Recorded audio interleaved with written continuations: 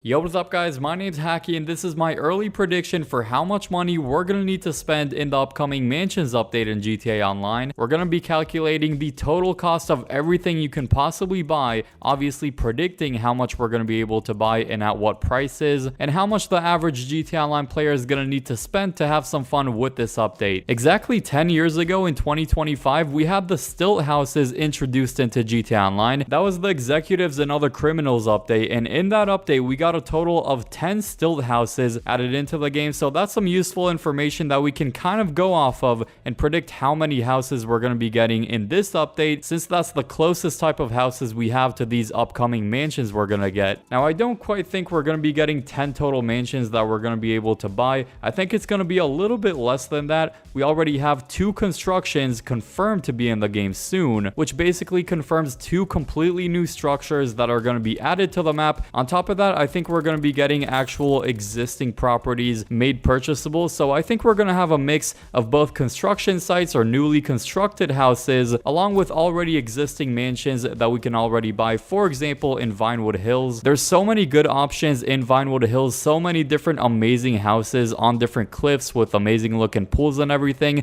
but that's not the only place where we have some amazing houses in this game. We have some closer ones to the city that in my opinion are in way better locations. I mean, I'd much rather live in this area of the map, let's say over here on the top left side, than all the way at the top in the hills with all these curvy roads. Just because if you get in and out of this property, you're going to have to go all along these roads to get into the city. So it's a little bit of a pain, honestly. And that's the reason I really hope we're going to be getting some houses in the actual city, like in this area, kind of close to Michael's house there. I mean, speaking of, we already have a construction site in GTA Online. This has been a constructed house, so maybe they could finally complete this one. If I had to guess, I do bet this house is going to be a really good option for Rockstar to actually finish and make it buyable for us, because this is a great location. This is also another amazing looking house. The driveway's awesome. The garage looks cool. It's got a pool in the back, a hot tub, even a tennis court. There are so many good houses, honestly. Getting back to the calculation of how much they're going to be costing, I think they're going to be more or less $10 million each, which is crazy expensive, I know, but I bet you this is going to be the most expensive update in the history of GTA 5 Online. So best believe we're going to need to spend a lot of money for these super expensive properties we're going to be getting. I don't necessarily think each mansion is going to be exactly $10 million, but I think they're going to be ranging from the cheapest one being about $5 million, and the most expensive options would probably go for about $15 million. So I feel like $10 million is probably a good medium to go with. And my prediction is, on top of the 2 construction sites, we're going to get 4 more houses. So I think we're going to get 6 houses purchasable, at least to start off with, and then maybe down the line Rockstar could actually give us more and more properties that we're going to be able to buy. So I think we're going to be getting the 2 construction sites, maybe 1 more construction site we don't know of just yet, but I definitely think we'll get at least 3 or 4 existing houses made purchasable. And if we do some pretty easy math, if we get the average of $10 million per mansion times 6, that's going to be $60 million to purchase every single mansion that comes out with this update. That is a ton of money. With that said, this is the largest part of the update and largest spending we're going to need to do. So $60 million for everything possible. It might sound crazy, but I mean, trust me, this thing is going to be expensive. And that $10 million price tag might or might not include all the customization that we're going to be able to do to these properties. Hopefully we get some new customization options, but I definitely think customization is gonna add a good few $1,000,000 to the original price tag of the property. So let's say you buy a mansion for $10 million, you could definitely spend another $2 or $3 million just on extra features and customization to the property, making the total even more. So we'll just slap on a $70 million price tag for fully upgraded mansions. And we can't forget about vehicles coming with this update, because sure, we're getting mansions and that's the main thing, but cars are a huge part of every single update. And considering the whole theme of this update is pretty much luxurious, I mean, we have Prick's luxury real estate website coming into the game,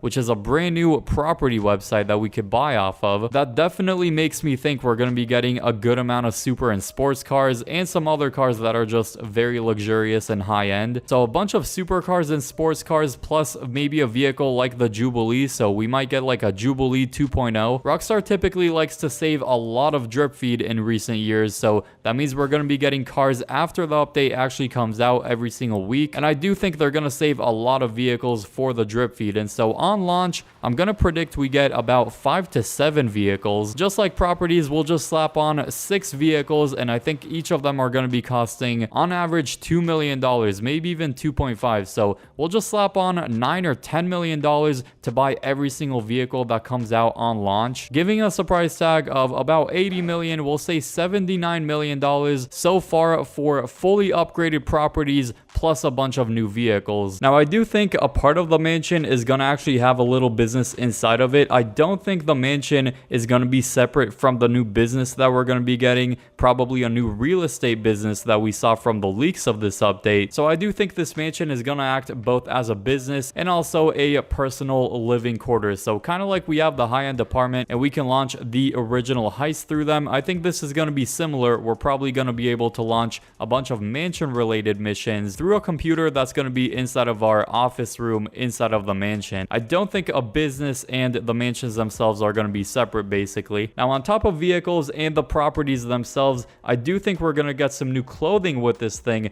Definitely some more higher end clothing fitting in with the whole luxurious theme. So for example, outfits luxury might get a lot more outfits in here, although realistically we're probably going to get some new outfit categories that we can go through. So these are just some examples of luxurious outfit we can already buy in game, and as you can see, the prices of some of these are insane. I mean, over $100,000 for some of these, even $109,000. So I definitely think we're gonna get some super expensive outfits with this update, probably each one being about 100 or 200,000. This category has only 12 outfits, but I definitely think we're gonna get more than that, probably 20 or 30 different luxurious outfits we can buy. And so if you want to buy every single outfit in this update, and there's let's say 30 of them and each one costs 100,000, that's going to be $3 million in luxury clothing we can get with this update. So at 3 million, after all of the properties, the vehicles, and the clothing slash accessories, you're looking at $82 million to buy absolutely everything. But the majority of players don't really need to buy everything, and I feel like most people can probably get away with buying only some of these items. So let's calculate how much it's going to be for the average GTA Online player that has a good amount of money but doesn't have billions of dollars, let's say. It's safe to say the average GTA Online player is probably going to be paying for just one house, which should cost about $10 million. So we'll say 10 million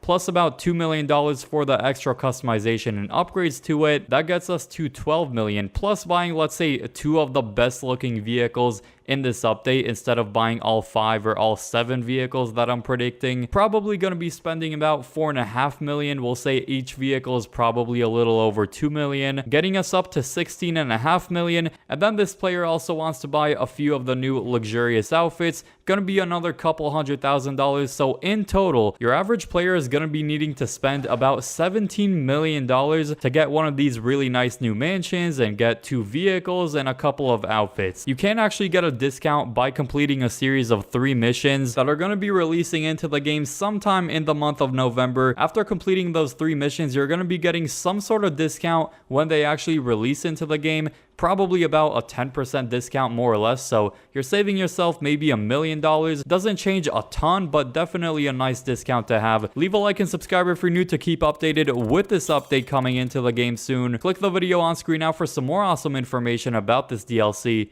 I hope you all enjoy that one, and peace.